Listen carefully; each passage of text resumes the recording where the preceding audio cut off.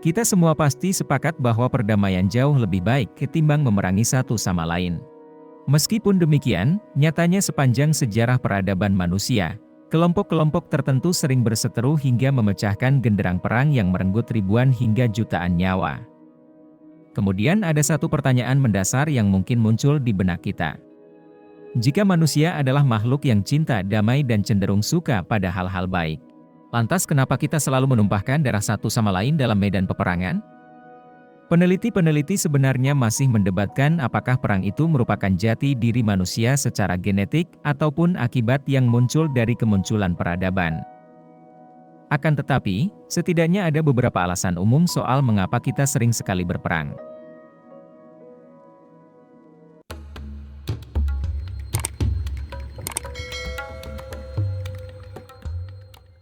Selain jadi pembeda yang membuat masing-masing kelompok menjadi unik, pada kenyataannya perbedaan identitas sosial justru sering pula menjadi pemicu perang. Kelompok sosial yang dimaksud di sini bisa berupa budaya, agama, dan ras masing-masing. Dilansir Psychology Today, perbedaan tersebut bisa menjadi berbahaya ketika timbul perasaan eksklusif.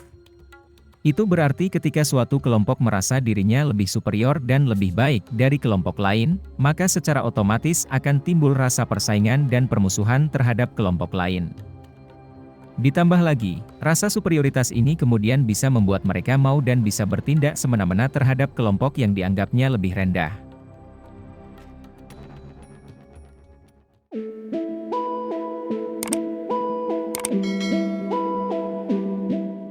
Bagi negara atau kerajaan besar di masa lampau hingga saat ini, menyebarkan pengaruhnya terhadap negara lain sudah seperti keharusan, agar mereka dapat mempertahankan statusnya.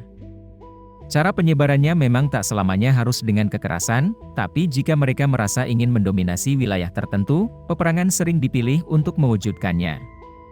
Menurut Steve Taylor dalam Psychology Today, dengan mengambil wilayah tertentu dari pihak lain, sang agresor akan memperoleh keuntungan signifikan dalam hal penyebaran pengaruhnya. Hal ini bisa berbentuk ideologi, mengganti pemerintahan pihak yang diserang dengan pemerintahan boneka, hingga mengontrol daerah kunci agar lawan utamanya tidak bisa memperoleh keuntungan lebih. Jenis peperangan seperti ini umumnya terjadi pada masa Perang Dingin.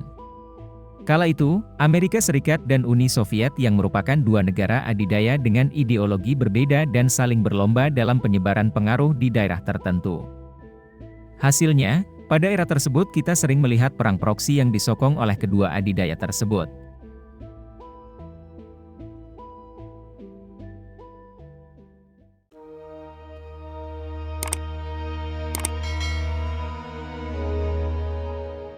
Kekayaan merupakan salah satu hal yang terkadang membuat manusia dapat berbuat sesuatu yang sangat ekstrim. Dalam kenyataannya pun, kita sering menemui perang dengan motif ekonomi di baliknya.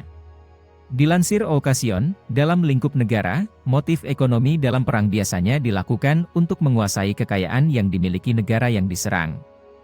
Biasanya material yang dicari bisa berupa batuan berharga, mineral, hingga bahan bakar yang punya nilai ekonomi yang tinggi.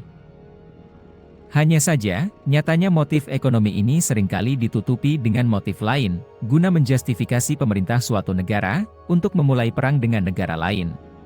Di era modern, biasanya justifikasi yang digunakan adalah untuk menjaga perdamaian dan menuduh pemerintahan negara yang hendak diserang tidak legitimasi, hingga klaim teritorial secara sepihak oleh agresor.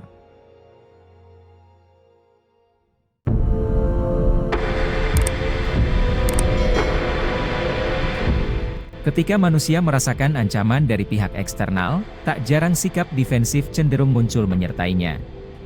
Dalam skala individu, hal ini memang tidak terlihat menjadi masalah serius. Akan tetapi, bagaimana rasanya ketika ancaman datang dari negara lain dan juga dirasakan oleh mayoritas orang dalam negara yang sama? Ahli psikologi asal Amerika, William James, menyebutkan kalau rasa ancaman itu mampu mengikat orang-orang dalam satu negara untuk bersatu. Terlepas dari apapun latar belakang mereka, untuk menyerang pihak yang dianggap mereka berbahaya. Biasanya, perasaan ini akan muncul ketika negara atau komunitasnya diserang terlebih dahulu dari pihak eksternal, namun tak jarang pula hal ini sebagai bentuk pembenaran atas tindakan agresi kepada kelompok lain. Sebagai contoh seperti serangan Rusia terhadap Ukraina dan invasi Amerika ke Irak.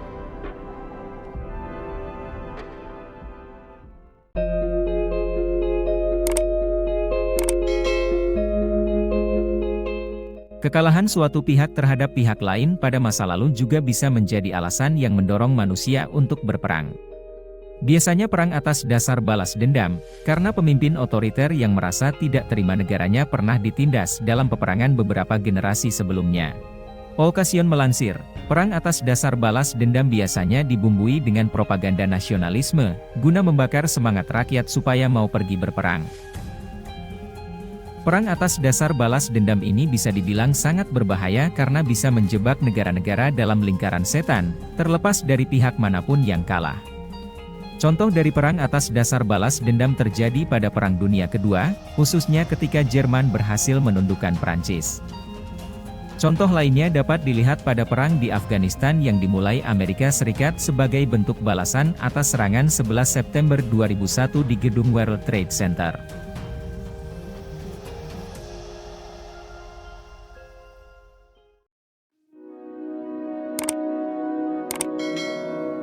Meskipun secara statistik di era modern ini peperangan antar manusia sudah sangat berkurang sejak Perang Dunia Kedua, bukan berarti kita bebas dari ancaman peperangan.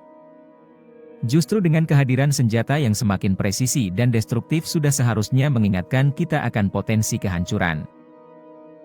Atas dasar tersebut, maka sudah seharusnya kita ambil bagian untuk menjaga perdamaian yang telah dirajut saat ini, sehingga kita bisa terus bergerak maju tanpa perlu khawatir atas ancaman perang.